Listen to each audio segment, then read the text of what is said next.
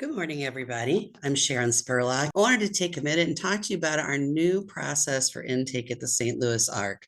This process was designed to make it easy for families and individuals with disabilities, and also to streamline your access to one or more programs. So when you encounter an ARC employee or even a friend of the ARC, they may direct you to a QR code that's going to take you to this form, or you might be just sent an email with this website address. But this is our contact us form. And if you fill this form out, you're going to be able to get exactly what you need from our intake and eligibility coordinator.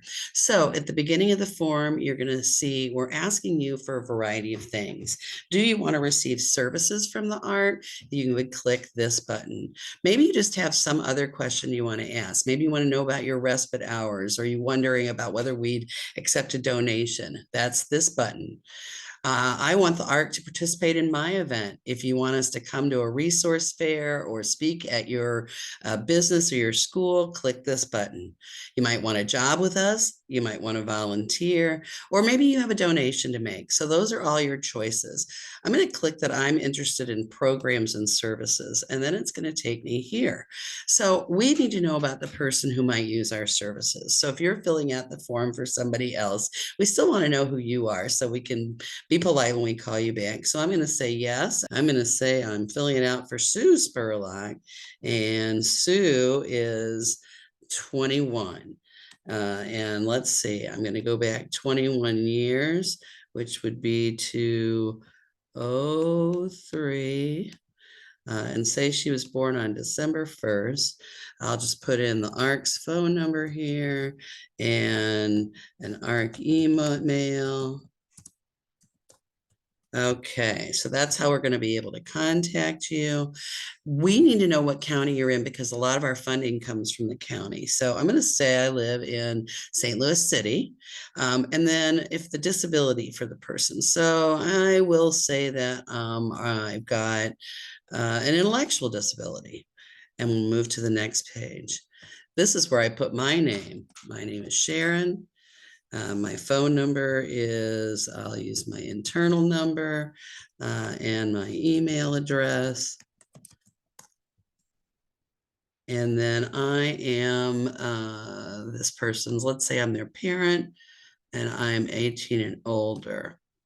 So now I've told you what county I live in. I've told you how old Sue is and the disability she's got. This is a list of the programs that are available to Sue, our 21-year-old with intellectual and developmental disabilities. So this gives you an opportunity to read about each of these services and determine what is it that I'm really looking for. And you can pick one or more of these. So I think I may be looking at employment. I'd really like to get some family support to help me understand what my options are. And I'm going to say transition because Sue is 21 and she might want to join a supporter meetup group. So I picked 4 things. So I'm going to hit the next button. And then if there's any other question, maybe I want to let people know that Sue's about to leave high school or some other thing that's important. Maybe she's got a secondary diagnosis. Then I'm going to let you know where I've heard about you. And I heard from a friend or family member. You can call me anytime. And then all we ask here is that you say you're a human being. That's our check, that it's not spam. And you hit the contact us button. When you hit the contact us button, that's going to send this form into our database, populate a referral, a lead, and our intake and eligibility coordinator will get a notice to review that. She will look at the information that you've shared. Be prepared then when she contacts you back at the time you wanted her to call, that she knows your family member is an adult who's leaving school is interested in 4 specific things. She's going to talk to you about those things and really kind of make sure that we've got it right, determine what kind of funding you've got attached to you. And at that point, she can make referrals to all 4 of those programs if you still want to be able to do that.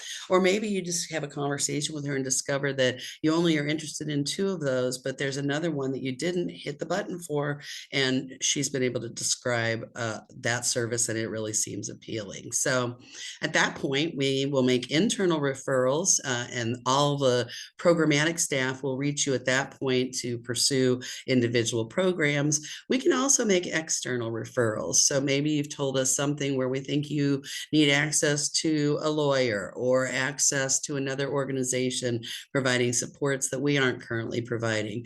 We will send you information about that in an email so that we are providing you with 2 things at the end of this: an email with resources and referrals to any internal ARC services that you're looking for. So we know it's different asking you to fill out a form, but we think in the long run, it's going to save you time and give you better access to all the great services at the St. Louis ARC.